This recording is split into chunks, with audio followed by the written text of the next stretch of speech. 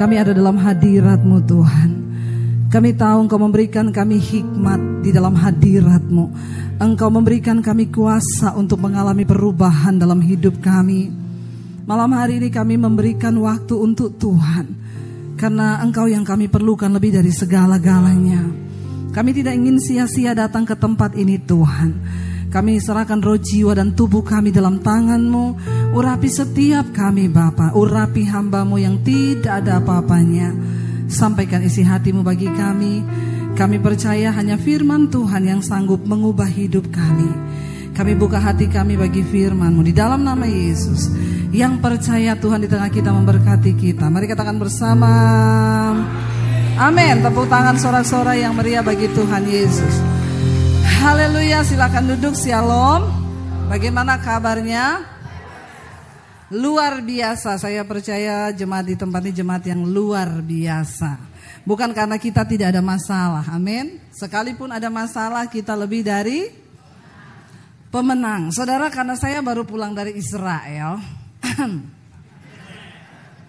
biasa aja, ya. Jadi saya membawa berkat lah dari sana ya. Berkatnya bukan korma, tetapi apa yang saya dapat.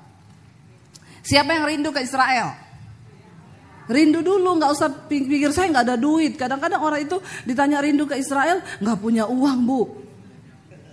Gak nyambung itu. Orang itu ke Israel bukan karena punya uang, amin. Aminnya itu tidak yakin. Saya mau bersaksi nih ya, saya dulu pertama kali saya tuh gak suka ke Israel saudara. Karena saya melihat banyak orang Kristen itu kok udah kayak umroh. Jadi saya itu dulu nggak mau, ya. Lalu satu kali suami saya bilang gini, "Say, kamu itu nggak pengen ke Israel tuh?" "Enggak." "Ngapa ke Israel?" Dia bilang begini, "Tapi kamu itu pengkhotbah loh. Bagaimanapun itu di Israel sana, Yerusalem itu tempat Yesus pernah ada. Dia melakukan mujizat di Danau Galilea, dia pernah lahir, dia pernah hidup di sana. Jadi setidaknya kamu itu sebagai pengkhotbah pergilah lihat ke sana," kata suami saya. Saya pikir-pikir juga. Lalu saya mulai berdoa. Saya bilang sama suami saya mau berdoa, saya pengen ke Israel. Suami saya bilang begini, "Wah, kalau istriku sudah berdoa bahaya ini." Karena pasti istri-istri suamimu harus berkata begitu, amin. Jangan suaminya bilang, "Wah, bahaya ini kalau simpan duit istri saya tahu." Wah, itu bahaya saudara. Lalu saya mulai berdoa. Waktu saya mulai berdoa tiba-tiba ada satu, baru mulai sudah ganti loh. Iya, tes 1 2 3 3 2 1 ya. Lalu saya berdoa berapa lama gitu saudara, tiba-tiba ada satu tour travel tuh telepon saya, "Bu, Ibu bisa nggak bawa tur ke Israel?" Saya dengan polosnya jawab, "Saya belum pernah ke Israel. Mana saya bisa bawa tur ke Israel?" Dia bilang, "Bu, nanti kan di sana Ibu cuma khotbah. Kan nanti di Galilea Ibu cuma khotbah tentang Danau Galilea, nanti di sini Ibu khotbah tentang ini." Terus menerangkan soal Israel, "Oh, itu nanti ada orang sana yang lebih tahu." "Oh, jadi saya cuma khotbah?" "Iya." "Mau nggak Bu?" "Saya tidak mau ya disuruh-suruh cari orang kayak sales." "Enggak, sudah ada orangnya, tinggal berangkat." Haleluya, puji Tuhan 12 kali. Enggak ada yang wow loh. Jadi pertama kali saya berangkat ke Israel, saudara, bukan karena ada duit, malah dapat sangu. Amin.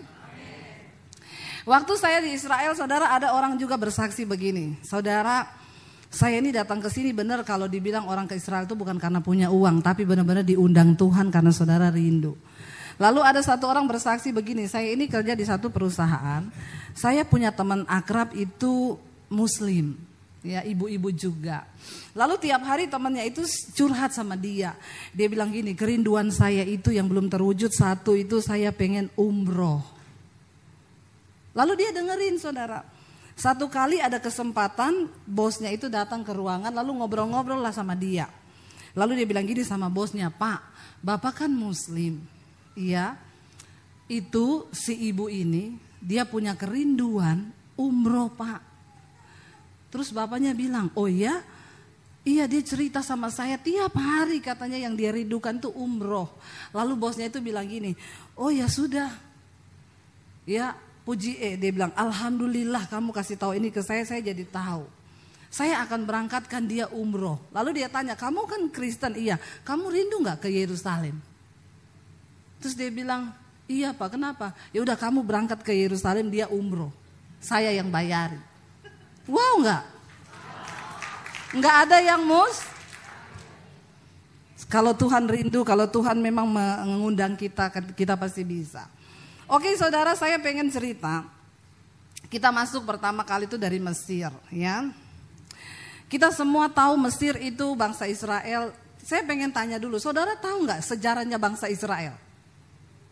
Sebelum kita mulai, banyak yang tidak tahu ini. Udah jadi Kristen puluhan tahun tapi nggak tahu. Ngaku ayo. Nggak usah angkat tangan. Nanti saya baptis ulang. Saya rendam agak lama. Berapa menit? 15. Ya, biar dia buka mata langsung di rumah Bapa di sorga. Kalau kita bicara tentang sejarah Israel dari Bapak Abraham dulu. Ya, Abraham itu punya anak berapa? Ini ceritanya guru sekolah minggu, tapi nggak apa-apa karena banyak orang tua tidak lulus sekolah minggu. Abraham punya anak 2 dari istrinya Sarah dan hambanya yaitu Hagar. Anaknya namanya siapa? Ismail dan kita tidak bicara soal Ismail, ya, kita bicara soal anak perjanjian yaitu Ishak. Ishak punya istri namanya Ribka. Siapa yang cariin? Abraham lewat hambanya Eliezer. Siapa yang kasih minum untamu? Perempuan itu yang akan jadi istri mantuku jadi istri anakku. Lalu Ishak itu punya anak berapa? 2. Namanya Esau dan Yakub. Yakub pertama itu yang bungsu, Esau yang sulung. Tapi karena Yakub menipu Esau dengan semangkok berenebon. Kaki babi lagi. Hati-hati yang makan berenebon di sini ya. Akhirnya Esau menjual hak kesulungannya dengan cara dia ditipu sama Yakub. Tapi orang yang suka nipu pasti kena. Makanya jangan suka bilang kanan kirimu, jangan tipu-tipu. Apalagi suami istri, lihat-lihatan pandang matanya bilang jangan suka menipu. Amin. Lalu Yakub saudara bekerja pada Laban, kita tahu. Karena dia pernah menipu Yakub, apa yang engkau tabur itu pasti akan engkau tuai. Amin saudara. Orang yang menipu pasti ditipu. Jadi kita berdoa saudara supaya hidup kita ini sungguh-sungguh di dalam takut akan Tuhan. Apa yang engkau tabur akan engkau tuai, itu hukum alam dan hukum Allah. 2 hukum, benar-benar semua dapat. Lalu Yakub bekerja pada Laban. Dia kepengen anaknya Laban. Namanya siapa? Rahel. Dapatnya siapa?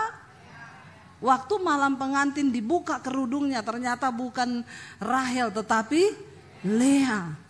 Syok, tapi sudah nikah, ya terpaksa. Dia tetap cinta kepada Rahel. Dia berjuang lagi, bekerja 7 tahun untuk dapatkan Rahel. Lalu dia dapat Rahel.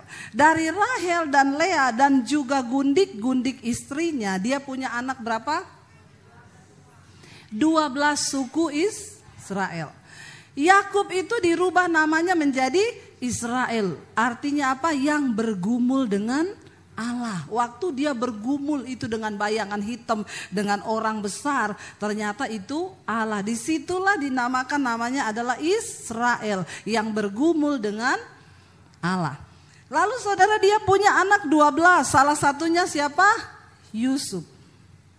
Ingat, Yusuf akhirnya dibuang oleh saudara-saudaranya ke Mesir. Dia dibuang ke sumur, dijual sebagai budak dan lain sebagainya. Akhirnya sampailah dia di Mesir. Kenapa Yusuf dibuang? Karena Tuhan sudah merancangkan Yusuf akan menjadi pahlawan bagi keluarganya. Akhirnya saudara, Yusuf dibuang. Makanya kita tuh kalau dibuang, kalau menghadapi sesuatu, jangan buru-buru salahkan Tuhan. Karena Tuhan pasti punya rencana. Tapi memang manusia dengan Tuhan beda tipis. Tuhan Maha tahu, manusia sok. Bilang kanan kirimu, bertobat. Jangan sok tahu. Yusuf singkat cerita menjadi perdana menteri di Mesir. Lalu terjadilah kelaparan besar di Israel. Lalu Yakub mengutus anak-anaknya untuk beli gandum. Beli gandum sampai di sana, Yusuf mengenal saudara-saudaranya, tapi saudara-saudaranya tidak lagi mengenal Yusuf. Karena orang yang diurapi Tuhan mesti berubah. Amin. Kayak saya ini loh. Haleluya, tambah gendut maksudnya. Ya, jadi saudara sudah tidak dikenal lagi. Lalu dia bilang, bawa gandum ini tidak usah bayar. Ajak semua keluargamu pindah ke Mesir. Lalu akhirnya mereka tahu ternyata itu Yusuf. Lalu Yakub dan seluruh keturunannya pindah ke Mesir. Jumlahnya 70 sampai 75 orang. Dan semua keluarganya. Di Mesir mereka jadi orang yang diberkati Tuhan. Karena mereka hidup takut akan Tuhan. Diurapi Tuhan. Mereka bekerja rajin. Lalu mereka menjadi bangsa yang besar. Diberkati lebih daripada orang. Makanya saudara lihat itu saya sama seperti ya, orang Jawa itu kalau dikirim ke Kalimantan, Sulawesi, disuruh bekerja jadi perkebunan sawit. Lama-lama itu kalau saudara pergi ke sana, yang jadi tuan-tuan tanah itu orang Jawa loh. Saudara ke Sulawesi yang jualan bakso sampai jualan spray itu semua emas. Beneran? Ya. Saudara ke Kalimantan, mulai yang jual bakso, mie ayam, sampai yang jualan batik, jualan baju, sampai yang mas-mas datang ke rumah, spray, bayar harian 1.000 per hari, itu semua orang Jawa. Lalu orang yang di situ penduduk setempat, miskin, gak punya apa-apa. Semua tanah dimiliki oleh orang Jawa. Kenapa? Mereka rajin. Bukan karena suami saya orang Jawa. Jadi kayak begitu, waktu itu Israel pindah ke Mesir, mereka diberkati Tuhan. Lalu orang Mesir iri. Ini kok orang Israel ini di tanah kita mereka diberkati ya. Mereka bikin undang-undang, akhirnya mereka perbudak orang Israel. Disuruh bangun rumah tidak digaji. Disuruh kerja paksa. Lalu mereka mulai berseru kepada Tuhan. Seenak-enaknya orang hidup kalau jadi budak itu enak gak saudara? Ya, kalau kita nggak jadi budak itu enak, ngantuk tidur tinggal tidur. Tapi coba kalau jadi budak nggak bisa, walaupun ngantuk tetap harus kerja. Akhirnya mereka berseru, Tuhan mengangkat Musa untuk membawa bangsa ini keluar. Perjalanan dari Mesir menuju ke tanah perjanjian ke Israel itu kita kemarin naik bus 8 jam. Tapi waktu itu belum ada bus, jadi mereka harus jalan kaki. Jalan kaki harusnya ditempuh 11 hari. Tapi Tuhan bawa mereka berputar-putar di padang gurun. Saya tuh punya video kemarin, saya ada syuting biar saudara lihat. Yang belum pernah pergi saja, yang sudah pergi boleh tutup mata. Kalau tidak mau melihat. Ya bisa ditayangkan gak video saya yang di padang gurun. Saudara itu di padang gurun tuh gak enak. Saya syuting tuh dari bus, saudara biar lihat ya. Itu lewat di padang gurun, saudara bisa bayangkan mereka 40 tahun di padang gurun. Harusnya cuma 11 hari. Apa yang menjadi masalah bangsa Israel itu sampai berputar 40 tahun? Nanti kita akan belajar sama-sama. Ini Tuhan mau bawa mereka pindah ke dimensi yang baru. Dari tanah perbudakan masuk ke tanah perjanjian itu dimensi yang baru. Tapi masuk dimensi yang baru itu tidak seindah yang kita pikir. Wah, bicara tentang dimensi baru, mobil baru, rumah baru. Hello, ada proses yang baru. Bisa diputar itu? Kalau tidak bisa ya sudah kita menghayal saja. Nah ini padang gurun saudara. Ya bayangkan saudara berjalan siang hari di sana. Ini padang gurun tidak ada apa-apa, tandus begitu luar biasa panasnya itu. Yang belum pernah pergi tolong imani dulu. Ya. Ini saudara padang gurun itu ya, bangsa Israel berjalan di situ 40 tahun lamanya. Harusnya cuma 11 hari, saya aja naik bus itu bisa bayangkan panasnya. Oke cukup. Lalu mereka dibawa keluar. Ketika dibawa keluar, coba kita buka Keluaran 14 ya. Keluaran 14, akhirnya Fir'aun melepaskan mereka setelah melalui banyak perjuangan. Tapi itu Tuhan buat supaya bangsa Israel melihat bahwa mereka punya Tuhan yang hidup. Keluaran 14 mulai ayat yang ke-20 kita baca sama-sama saudara, 23. Ya, kita baca ayat 23. Keluaran 14 ayat 23. Coba kita baca. Ya, mereka sudah keluar tapi tidak begitu saja. Baca ayat 23. 1, 2, 3.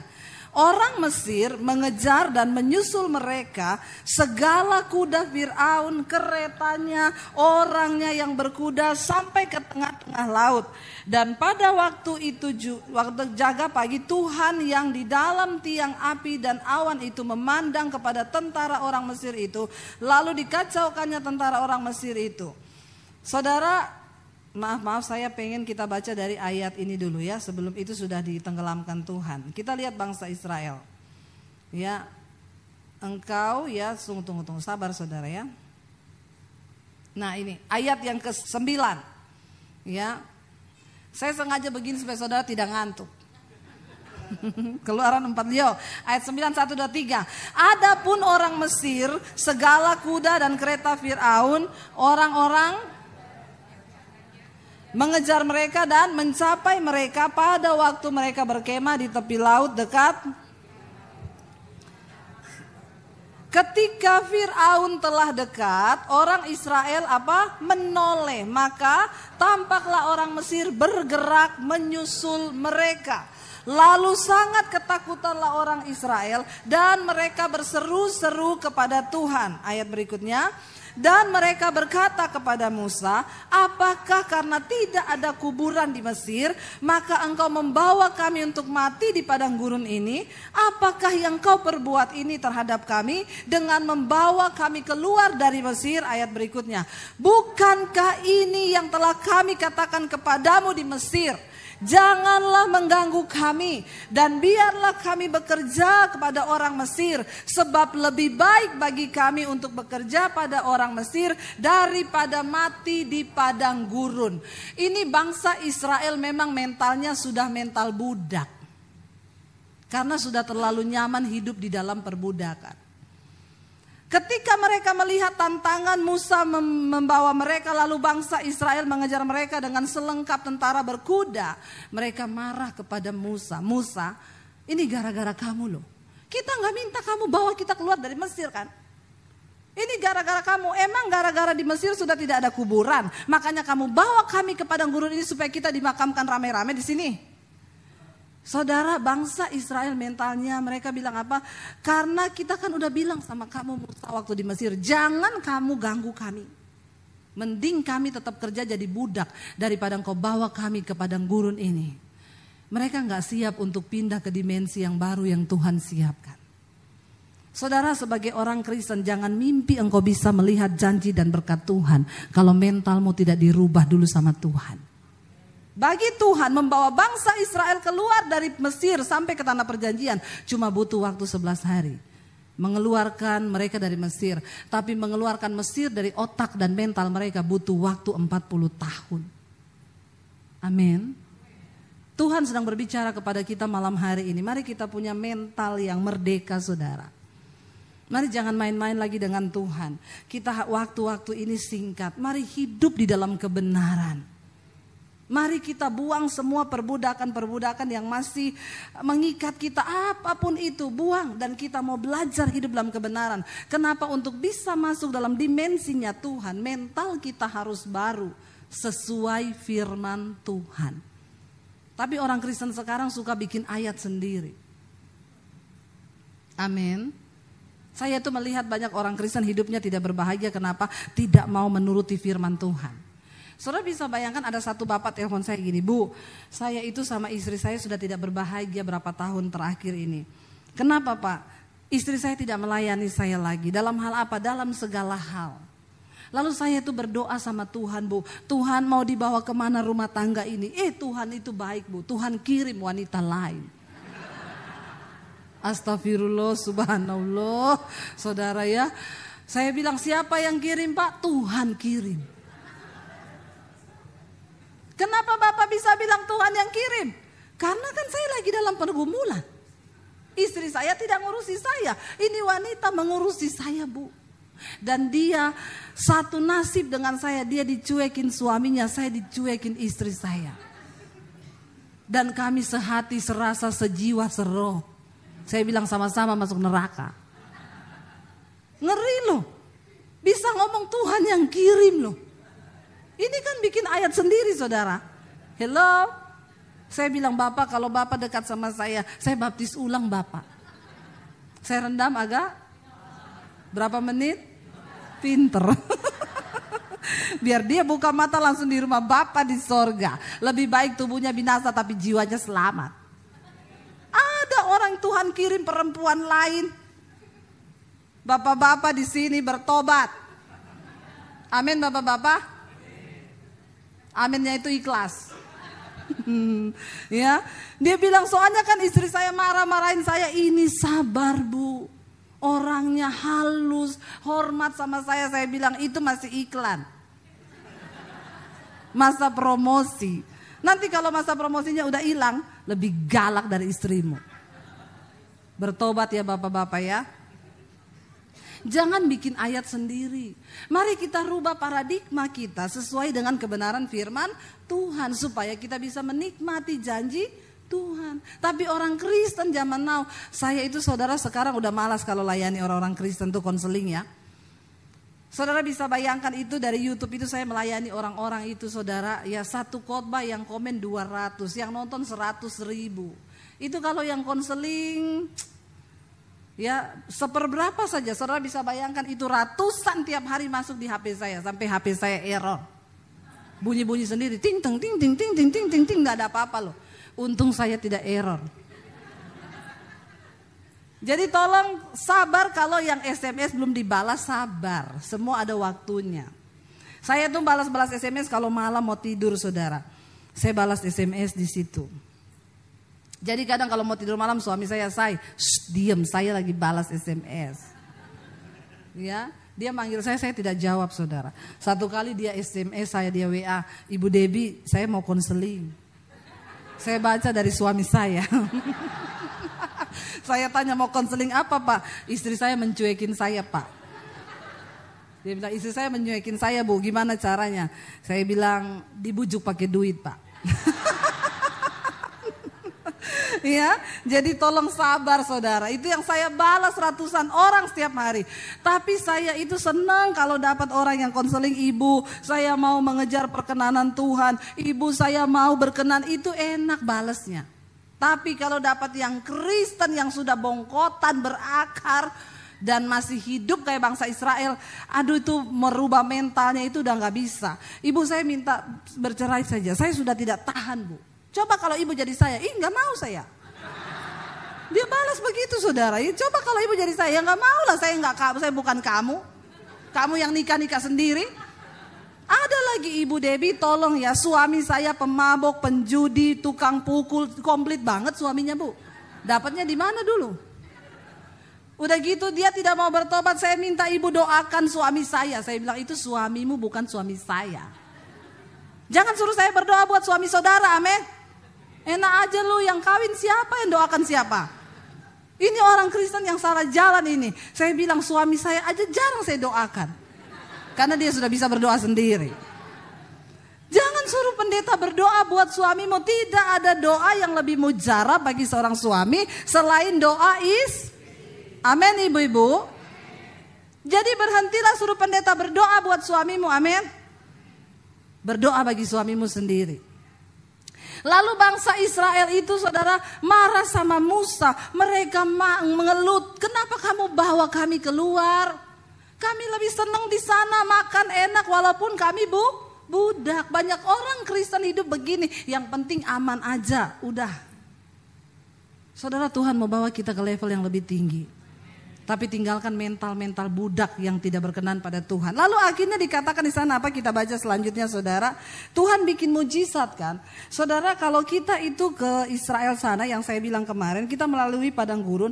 Setelah lewat padang gurun itu, kita akan melewati yang namanya terowongan itu terusan Suez. Itu jaraknya cuma 2 kilo, tapi kita masuk di bawah laut.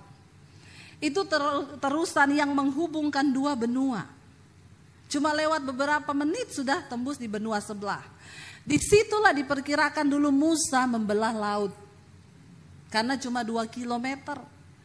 Nggak mungkin kalau laut samudra yang besar itu dibelah, saudara. Ya, jadi di sana, kita baru tahu, di sini cuma 2 kilo kita lewat masuk ke dalam laut, sudah tembus ke sebelah. Kalau di situ dibelah masuk akal karena cuma 2 kilo. Sudah nyebrang kita. Lalu mereka akhirnya kita tahu ceritanya ketika Musa menyeberang, lalu bangsa Israel itu menyeberang, lalu orang Mesir masuk, kita tahu Tuhan mengacaukan, lalu akhirnya airnya tertutup, bangsa Israel lolos, lalu bangsa Mesir tenggelam. Bangsa Israel melihat di depan mata mereka mujizat yang luar biasa. Wow gak itu? Wow banget, wow itu laut terbelah. Itu tuh bukan hal yang biasa, saudara, amin. Tapi ketika setelah itu mereka sudah bersorak, wah ajaib Tuhan, dahsyat, harusnya cukup kan? Tapi tidak. Kita baca yuk sama-sama Keluaran pasal yang ke-15. Baru satu pasal ini, satu pasal kemarin Tuhan bikin mujizat, Keluaran 14. Keluaran 15 saudara lihat di sana.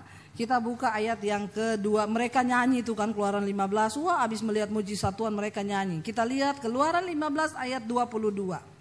Di Mara dan Elim, ya. Kita baca sama-sama 1, 2, 3. Musa menyuruh orang Israel berangkat dari laut Teberau, lalu mereka pergi ke padang gurun Syur. 3 hari lamanya mereka berjalan di padang gurun itu dengan tidak mendapat. Saudara bayangkan 3 hari jalan tanpa. Saya tuh pernah puasa 3 hari 3 malam gak makan gak minum. Langsung turun 5 kilo. Yang mau coba silakan. Ya karena waktu itu Tuhan suruh, kalau Tuhan suruh jangan saudara. Saya mau disantet orang, saya berdoa Tuhan suruh saya puasa. Saya ambil doa puasa itu. Hari yang kedua, hari masuk hari yang ketiga, sekujur tubuh saya keluar bintik-bintik merah. Saya takut, lalu dibawa sama teman saya ke dokter. Dokter bilang, kenapa bisa terjadi begini? Saya bilang, saya puasa dok. Ini masuk hari ketiga. Gak makan, gak minum, iya. Gila dia bilang. Orang gak minum 3 hari mati loh. Karena tubuh manusia itu 80% air. Saya bilang, tapi saya gak apa-apa. Saya masih naik motor loh saudara. Hari ketiga itu saya masih naik motor. Tidak apa-apa, tidak pusing, tidak apa. Tapi keluar semua bintik merah. Dokter bilang ini racun yang keluar di permukaan kulit. Bagus itu, toksin. Ada yang mau toksin? Coba. Dan langsung turun 5 kilo. Waktu itu saya mau disantet orang. Saudara tahu akhirnya orang yang disantet itu kerasukan. Dia menyantet saya, dia yang kerasukan. Tuhan kita, Tuhan yang dahsyat. Saudara bisa bayangkan ini bangsa Israel bukan puasa tapi terpaksa. 3 hari jalan di padang gurun kayak yang saya kasih lihat tadi itu. Dan tidak minum. Marah gak mereka? Apa ayat yang berikutnya bilang? Yuk. Sampailah mereka ke Mara ayat 23. Sampailah mereka ke Mara tetapi mereka tidak mendapat minum air yang di Mara itu karena pahit rasanya. Itulah sebabnya dinamai tempat orang di tempat itu Mara. Mereka menemukan satu sumber air, ada sumur di sana. Bisa ditunjukin fotonya? Saya foto di situ saudara. Jangan gagal fokus. Ini sumurnya di Mara. Diameternya itu ya sekitar 2 meter ya luasnya. Dan saya melihat ke dalam masih ada air di sana. Saudara saya yakin sebenarnya waktu saya berdiri di situ saya lagi bertanya sama Tuhan, wah ini siapa? Itu sudah cukup. Nanti orang gagal fokus. Waktu saya berdiri di situ saya melihat ke dalam itu saudara. Saya bertanya, Tuhan kenapa air di sini ini pahit? Tidak ada di Alkitab sih, tapi saya dapat hikmat Tuhan. Ini saya tidak bikin-bikin dan saudara jangan juga terlalu ini nanti saya dibilang sesat atau apa. Ketika saya berdiri di situ saya merenung, saya dapat sesuatu dari Tuhan di hati gini. Sebenarnya air itu enggak pahit, tapi Tuhan bikin pahit. Karena Tuhan mau menunjukkan sesuatu kepada bangsa Israel. Nggak mungkin lah orang gali sumur pahit kecuali ada pabrik konveksi di situ, tekstil. Kita tahu di situ tidak ada pabrik, amin. Lalu saudara, apa yang terjadi? Mereka jalan 3 hari 3 malam. Sudah cukup itu foto, tolong ditutup. Ya, mereka jalan 3 hari 3 malam. Ini tidak minum, lihat sumur ada mata air. Wow enggak? Wow, ini pengen minum kan? Begitu sampai di situ mereka minum, astaga, jamu. Pahit. Pahit saudara. Tambah marah enggak? Wah, memang ini cari gara-gara. Udah aus pengen minum, pahit. Lalu apa yang Tuhan katakan? Coba kita baca ayat yang ke-24, dikatakan di sana apa? Lalu keluar sudah senjatanya mereka nih. Iya kan, Tuhan bilang nih kan, pasti kan. Lalu bersungut-sungutlah bangsa itu kepada Musa, kata mereka, apakah yang akan kami minum? Saudara bayangkan itu bangsa di bawah Musa bukan 1-2 orang, bukan 100-200 loh. Mulut mereka itu bersungut-sungut. Ya, itu Musa orang yang paling lembut hati. Makanya kalau saudara pergi ke Nebo, di situ Musa Tuhan suruh naik ke atas gunung ini, lihat ke bawah tanah perjanjian, tapi kamu gak boleh masuk. Kenapa? Engkau melanggar kekudusanku. Waktu bangsa Israel bersungut-sungut minta air, Tuhan bilang, Musa arahkan tongkatmu ke gunung itu, bilang keluarlah air. Tapi Musa marah, emosi. Karena emosi itu berjangkit. Marah itu berjangkit. Amin ibu-ibu. Makanya ibu-ibu tolong mulutnya dijaga, amin. Yang tukang bersungut-sungut mulutnya itu ibu-ibu ini. Ya, kalau masih bersungut-sungut lagi dibaptis ulang. Masukin sedikit air ke mulut. Biar tidak bersungut-sungut saudara ya. Lalu mereka bersungut-sungut kepada Musa. Coba lihat ayat yang berikutnya. Akhirnya Musa berseru-seru kepada siapa? Di depan bangsa itu kan ini. Mereka melihat lagi kan, Tuhan izinkan semua itu terjadi. Dan Tuhan menunjukkan kepadanya sepotong kayu. Lalu Musa melemparkan kayu itu ke dalam air. Lalu air itu jadi es teh. Wow, enggak saudara, jalan 3 hari 3 malam, aus mau minum gak bisa, pahit, dirubah jadi es teh. Tuhan tahu bangsa itu butuh gula sedikit. Kenapa? Untuk supaya tambah energi. Mau jalan 40 tahun. Saudara, seringkali Tuhan mengizinkan yang pahit itu datang dalam hidup kita. Jangan cuma suka yang kebanyakan manis jadi itu pinter semua. Jangan jadi diabetes. Sering kali Tuhan izinkan yang pahit dalam hidup kita. Kenapa saudara? Coba kita buka Yesaya. Yesaya pasal 38 ayat yang ke-17.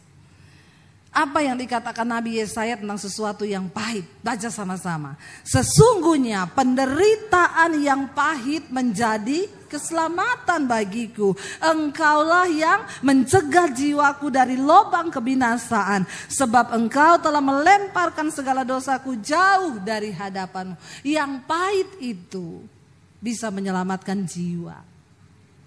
Kalau hari ini engkau sedang menghadapi yang pahit-pahit di hidupmu, jangan buru-buru salahkan orang. Jangan buru-buru salahkan suamimu. Jangan buru-buru salahkan anakmu. Jangan buru-buru salahkan Tuhan. Tapi tanya, Tuhan apa maksudmu dari yang pahit ini? Kenapa Tuhan sanggup mengubahnya menjadi manis? Amin. Suamimu sanggup dirubah Tuhan. Saya kemarin pelayaran di Surabaya. Ada ibu-ibu datang, Ibu Debbie, saya selalu nonton khotbah-khotbah ibu. Puji Tuhan saya dapat kekuatan. Ibu tahu benar bu, 10 tahun saya bergumul buat suami saya. 10 tahun saudara, ya orang cicil mobil sudah 2 kali lunas itu. Dia bergumul untuk suaminya. Tapi ibu-ibu zaman now banyak yang nggak mau bu, enak aja. Ya, buat apa saya bergumul buat dia? Jahat suami saya. Kalau bukan engkau yang bergumul untuk suamimu, siapa yang bergumul buat dia? Amin ibu-ibu. Tolong ubah cara pandangmu. Tuhan seringkali mengubah sesuatu menjadi pahit supaya imanmu dilatih. Kenapa orang kalau sudah terbiasa pahit, rasain manis dikit udah bersyukur puji Tuhan haleluya 12 kali. Tapi orang kalau udah terbiasa manis terus ya, yang manis pun dia bilang bertobat. Amin. Loh, saya terbiasa minum teh tawar. Begitu minum teh yang dikasih gula 1 sendok aja udah kemanisan buat saya. Apalagi kalau saya minum sambil melihat cermin. Masalah buat lo. Biasa aja kali Pak. Jangan muntah di sini nanti pelepasan lo. Iya. Bener gak saudara? Orang itu kalau sudah terbiasa yang pahit, engkau menikmati sedikit saja di dalam hidupmu, engkau bisa bersyukur. Tapi orang itu kalau manis terus sedikit aja pahit udah bersungut-sungut dia. Makanya orang-orang tuh bilang, Bu lihat ibu sekarang luar biasa. Jangan bilang yang sekarang, lihat yang pahit dulu. Orang itu saudara cuma lihat ketika kita biasa sudah menikmati berkat. Tapi waktu kita mengalami yang pahit kan gak ada yang tahu. Saya berdoa biar Tuhan mengizinkan yang pahit-pahit itu terjadi. Bilang amin dong. Aminnya kok sambil dendam gitu. Biasa aja ya. Bener gak saudara? Supaya kita bisa mengalami sesuatu yang manis. Kemarin saya di Surabaya ketemu satu orang ibu. Dia bilang, ibu saya ini menikah Bu sama suami saya. Terus saya waktu menikah timbangan saya 100 kilo. Tapi suami saya cinta sama saya. Ada tipe-tipe laki-laki begini saudara. Ini laki-laki langka. Dia nikahi perempuan umur berat badannya 100 kilo loh. Terus saya ketemu dia langsing, saya bilang, lah ibu kenapa langsing? Tunggu saya cerita Bu. Saya mau tanya resepnya kan saudara. Lalu saya menikah, saya hamil dan melahirkan. Lalu timbangan saya terakhir 120. Haleluya ya. Tapi suami ibu tetap cinta. Ya kelihatannya tetap cinta. Sampai satu kali dia bilang, bener yang Ibu Debbie ngomong itu. Saya nonton semua khotbah-khotbah ibu di YouTube. Itu ciri-ciri laki-laki selingkuh, HP dipakein password. Ibu-ibu kalau ada suamimu HP-nya dikasih password dan engkau nggak tahu, itu sudah 100% saya jamin. Tidak ada lagi keraguan. Itu pasti selingkuh. Hati-hati ya, bapak-bapak tidak perlu menyembunyikan sesuatu dari istrimu. Karena Alkitab bilang tidak ada yang tidak dibukakan. Amin bapak-bapak. Ini bapak-bapak kena terus. Karena yang khotbah perempuan. Ya. Lalu saudara dia bilang, satu kali Bu, anak saya ini kan sudah ABG. Mungkin anak ABG itu kan canggih. Dia bilang sama saya gini, Mama tahu gak sih password HP-nya Papa? Dia bilang, enggak. Kenapa? Saya kasih ya, nanti kapan-kapan Mama buka. Tuhan itu kan pasti membuka sesuatu yang tersembunyi. Sudahlah bapak-bapak, mending aku biar enteng. Mumpung masih ada waktu diselesaikan. Lalu dia bilang, saya penasaran, anak saya bilang begitu Bu. Satu kali suami saya tidur, HP itu dia selipin di bawah bantal, di bawah kepalanya. Saya ambil HP-nya, saya buka. Ya ampun ibu, saya kaget. Dia sudah mau menikah dengan itu perempuan. Sudah urus sampai ke minta surat-surat, ambil form untuk pernikahan. Dia sudah beliin rumah itu perempuan Bu. Saya marah Bu. Paginya saya tanya, kami berantem, lalu suami saya jawab saya, coba kamu bercermin di cermin. Mana ada laki-laki tertarik sama modelmu kayak begitu. Astagfirullah. Dia bilang itu saya bagai disambar petir. Suami saya yang selama ini bilang cinta walaupun saya gendut. Saya langsung tertarik, ibu saya lihat foto ibu yang itu Bu 100 kilo. Dia liatin saya 120 kilo. Saya bilang saya saja tidak tertarik ibu. Apalagi laki-laki. Astaga Tuhan. Modelnya tuh ya memang wah. Dan sudah tidak ada baju yang muat kalau kayak begitu kan. Tinggal pakai karung beras saja. Kasih tali 2. Lalu saudara, dia bilang saya syok ketika mendengar itu keluar dari hati suami saya Bu. Akhirnya dari situ saya nge-gym.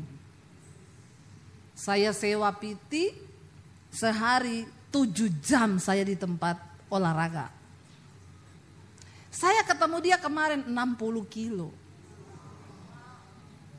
Kan saya tanya, ibu rahasianya apa? Suruh suami ibu selingkuh. Tidak. Kurang ajar. Saya bilang tolak dalam nama Yesus. Berani coba. Lihat saja siapa yang kurus, saya atau dia. Ya, dia dengan santainya jawab begitu, saudara. Mau bu kurus, suruh suami selingkuh. Ya, saya bilang tidak ya. Dan akhirnya karena dia sakit hati, dia kepahitan, singkat cerita dia juga selingkuh. Dia bilang, ibu, ternyata apa yang suami saya ngomongin masuk sampai ke dalaman hati saya. Dia bilang, coba siapa laki-laki yang mau suka sama kamu? Saya selingkuh berkali-kali untuk membuktikan bahwa ada laki-laki yang suka sama saya. Karena sudah 60 kilo. Seringkali yang pahit itu Tuhan izinkan terjadi memang. Tapi sekarang mereka sudah dipulihkan Tuhan. Dia bilang akhirnya, satu kali bu saya bangun pagi, mata saya tidak bisa lihat, buta. Tuhan itu punya cara yang ajaib untuk menegur kita. Saya buta tanpa ada tanda-tanda bu. Saudara, makanya ya lihat kayak BCL, suaminya 40 tahun. Tidak ada sakit. Makanannya bersih, tidak makan gorengan kayak kita. Bener gak? Makannya steril. Lagi di iklan untuk salah satu produk kesehatan jantung. Loh, tiba-tiba lagi tidur meninggal karena hidup ini kan gak ada yang tahu kan. Makanya jangan sombong terus. Ya, hidup dalam dosa. Barusan ada yang konseling sama saya, ibu saya mau konseling, suami saya pelayan Tuhan di gereja. Saya punya 2 anak. Dia selingkuh, gonta-ganti sama perempuan. Perempuan itu hamil disuruh gugurin. Saya stres bu, saya bilang sama dia, kamu itu pelayan Tuhan, kamu gak takut? Enggak, saya dikeluarin dari gereja juga siap. Dia tanya, apa yang harus saya doakan buat dia ibu? Doa begini bu, saya tulis dengan huruf besar, Tuhan hajar suami saya. Loh memang benar, kita udah gak ada cara lain kan. Hajar suamiku Tuhan, supaya dia bertobat. Entah bagaimanapun caranya. Ada orang yang nanti sudah di ranjang ICU, baru bertobat ada. Ada saudara, model begitu tuh ada. Ya, kalau sudah di ICU baru tobat, makanya Tuhan harus izinkan di ranjang ICU, habis itu lewat, tapi sempat bertobat. Masih bagus ya begitu. Itu berarti masih punya hati rindu bertobat. Kalau yang tidak tuh lagi naik motor, lagi naik mobil, kecelakaan mati di tempat tuh, nggak ada waktu bertobat. Makanya kalau hari ini saya berbicara depan saudara, jangan bilang saudara tidak pernah diingatkan Tuhan. Ya, ketika Lazarus itu ada di pangkuan Abraham, orang kaya itu ada di neraka. Dia bilang sama Bapak Abraham kan, Bapak Abraham izinkan aku pulang ke keluargaku, aku mau ingetin mereka supaya mereka hidup dalam pertobatan, supaya mereka tidak masuk neraka seperti saya. Abraham bilang apa? Kepada mereka sudah dikirim nabi-nabi hamba-hambaku untuk mengingatkan mereka supaya bertobat. Bapak Abraham bilang sudah ada Debbie Basir yang mengingatkan mereka. Kalau yang hidup saja yang masih ada di dunia mereka tidak dengar, apalagi kau yang dari dunia orang mati. Dipikir setan. Amin. Jadi hari ini kalau engkau mendengarkan suaranya, jangan keraskan hatimu. Amin saudara. Ayo kita bertobat. Dia bilang saya bangun pagi buta bu. Lalu kakak saya menegur saya, dia bilang kamu itu gak bertobat. Kamu tahu gak Tuhan itu mengasihi kamu, bertobat. Lalu dia bilang saya berdoa bu, Tuhan saya mau bertobat. Saya nangis di hadapan Tuhan. Lalu dia bilang saya mau dengar pendeta. Saya tanya sama kakak saya, bagaimana saya biar bisa bertumbuh iman saya. Kakaknya bilang cari tuh di YouTube pendeta-pendeta yang khotbah. Saya berdoa Tuhan tunjukkan pendeta yang bisa membuat iman saya bertumbuh. Pertama kali yang saya dengar itu ibu. Ini bukan promosi. Tidak. Tapi yang belum subscribe tolong subscribe. Debbie Basir TV channel YouTube saya. Jangan lupa like, share dan komen. Amin. Ya. Saudara, tapi benar, makanya dia bilang saya dengar ibu ke Surabaya, saya pengen telepon ibu, saya pengen ngajak ibu makan. Kenapa? Karena ibulah iman saya bertumbuh. Sekarang saya bertobat sungguh-sungguh, Bu. Setiap hari saya menangis di kaki Tuhan. Tuhan, terima kasih Engkau yang memulihkan saya dan rumah tangganya sekarang dipulihkan. Mari kita punya mental, jangan kayak bangsa Israel yang menentukan berapa puluh tahun engkau akan berputar, itu engkau sendiri. Bukan Tuhan, amin. Tuhan itu bawa mereka berputar, tapi soal mereka terputar-putar ya itu urusan mereka sendiri. Kenapa? Mereka gak mau berubah paradigma dan cara berpikirnya. Tapi Tuhan tuh mau. Ya saudara, kita buka dulu sama-sama Roma pasal yang ke-8. Saya pengen kita baca saudara Roma pasal yang ke-8. Mulai ayat yang ke-15 dan ayat yang sebelumnya kita baca ayat yang ke-21 dulu ya. Roma 8 ayat 21. Tetapi dalam pengharapan karena makhluk itu sendiri juga akan dimerdekakan dari apa?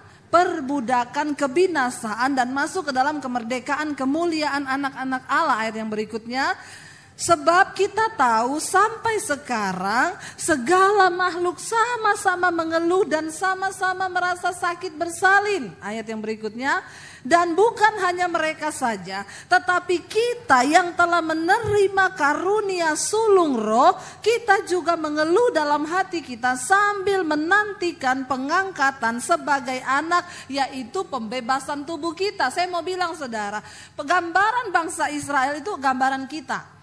Tuhan menjanjikan satu tanah perjanjian bagi kita semua. Saya pengen putar coba video yang masuk tanah perjanjian. Tadi saya sudah setel video yang kita di padang gurun Mesir lalu masuk ke tanah perjanjian. Tuhan menyediakan bagi kita, lihat Israel saudara. Wow, ini bukan padi saudara. Ini bukan sawah, ini gandum. Wow, hijau sekali itu ya. Lihat itu ada alpukat, mangga, pisang, jeruk. Ini Israel. Dari padang pasir yang kayak begitu tadi masuk ke tanah perjanjian yang penuh susu dan madu berlimpah-limpah. Itu kacang almond saudara. Ya. Ini Israel. Wow saudara ya. Gandum yang menghijau. Sudah cukup sampai di situ biar mereka penasaran. Biar mereka rindu pergi ke sana. Saudara, saya foto ada kembang kayak sakura. Saya foto di situ, saya bilang, fotoin dong sakura ya. Tour guide-nya bilang, bukan ibu, itu kacang almond. Ternyata itu kacang almond. Nggak usah ketawain saya, saudara juga belum pernah lihat kan. Saya kasih tahu supaya saudara tahu.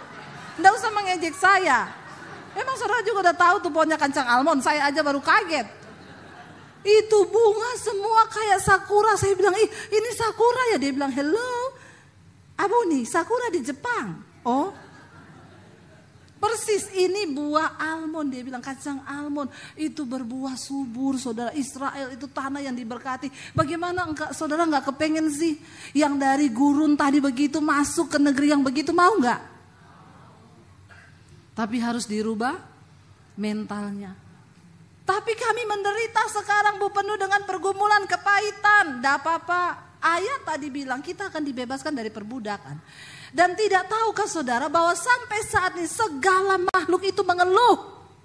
Oleh karena beratnya tekanan untuk mencapai kekekalan yang Tuhan sediakan. Sekarang hidup kita di dunia ini gambaran Israel rohani yang sedang berjalan menuju ke tanah perjanjian yang sesungguhnya.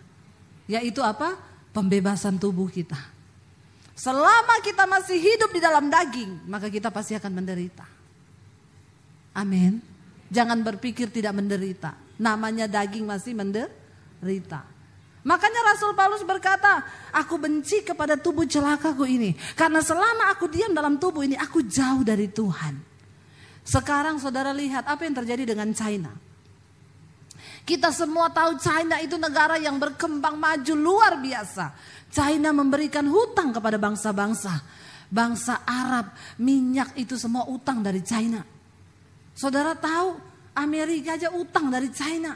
Kenapa saudara? Karena yang menciptakan dunia ini nomor satu Tuhan. Selebihnya made in China. Benar gak? Luar biasa loh China. Dia menempati urutan nomor 2 setelah Tuhan. Lo amin atau amin? Diakui atau tidak? Semua ciptaan Tuhan selanjutnya made in China. Tiba-tiba kena virus begitu. Dan semua kelabakan. Ya, orang mati begitu saja. Dengan kecanggihan apa mereka mau menangkalnya? Dalam waktu sekejap perekonomian hancur. Orang punya uang tapi gak bisa beli apa-apa. Saya berdoa saudara, Tuhan lawat China. Biar hari-hari ini mereka berseru kepada Tuhan yang benar. Amin. Ini waktunya China cari Tuhan. Ini waktunya mereka mencari Tuhan.